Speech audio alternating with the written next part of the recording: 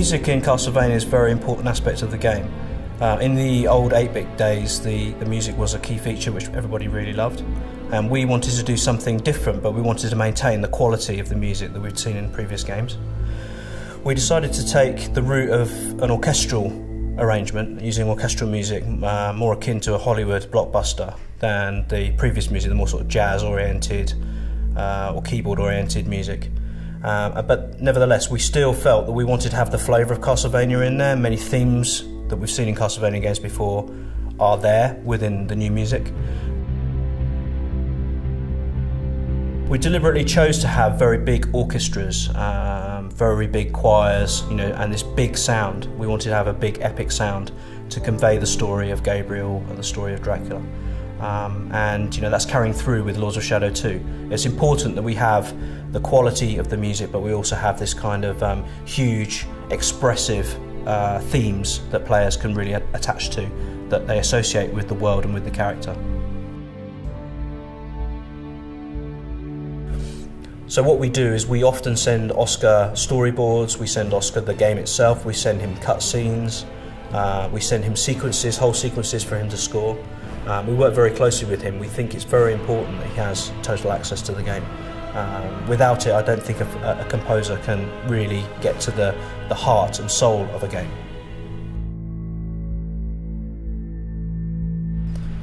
I originally heard about Oscar through Enric at Mercury Steam. He came recommended by Enric because he'd made games for Mercury Steam before, through Scrapland and Jericho.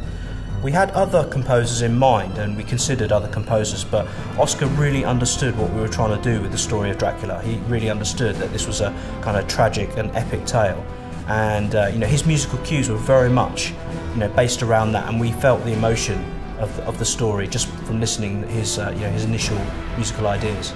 And at that point, I decided that, you know, that Oscar's the man for the job. And I'm so glad I did, because, you know, Oscar is very collaborative. He has often really good ideas about how you can make a scene work even better, because, you know, music is the emotional core of some of the things that we see in Castlevania.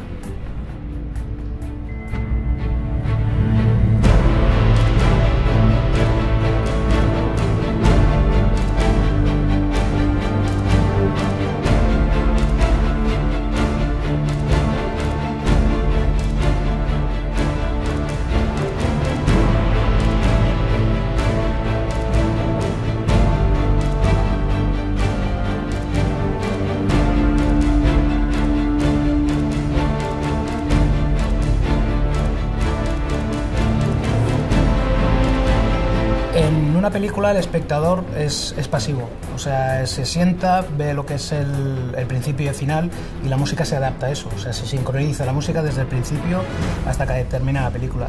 En un videojuego el protagonista o el jugador es activo, entonces no hay un juego igual, ni tampoco hay una jugabilidad en el mundo que nadie juegue de la misma forma desde que empieza, ¿no?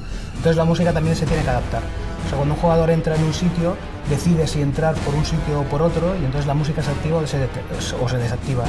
Entonces el proceso musical de eso hace que cambie, sobre todo a nivel de producción, para poder componer la música.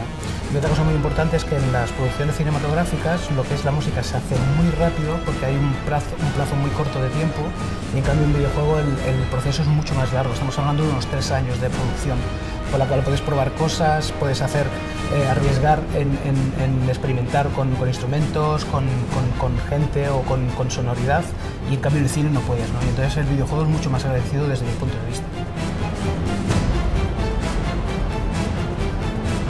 En el Castlevania se ha centrado la música siempre en Gabriel. Gabriel es un personaje muy poderoso que tiene una fuerza innata, o sea, pero no a nivel físico, sino a nivel de historia, que me permitía crear unas atmósferas y sobre todo unas melodías que se adaptaran a él, sobre todo para demostrar su vida trágica, que hacía todo por amor y por conseguir a Marie.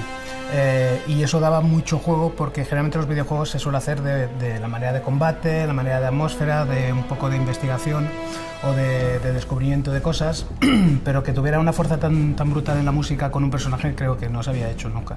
Y por eso yo creo que ha sido una de las fuertes de la banda sonora, y que gracias a ello también ha ganado muchos premios por eso, creo. Bueno, grabar en Abbey Road es lo mejor, o sea, no hay mejor orquesta en el mundo que, desde mi punto de vista, y creo que desde el punto de vista de muchos compositores, es el mejor estudio y la mejor orquesta. Ha grabado John Williams, Hans Zimmer, Star Wars, El Señor de los Anillos, o sea, grandes proyectos y grandes películas se han hecho aquí, ¿no? Entonces, que el Castlevania esté haciendo una producción en Abbey Road demuestra un poco que lo que es el Castlevania tiene mucho poder, en el sentido de que tiene mucha fuerza y de que nos podemos permitir hacer grandes producciones, sobre todo a nivel musical.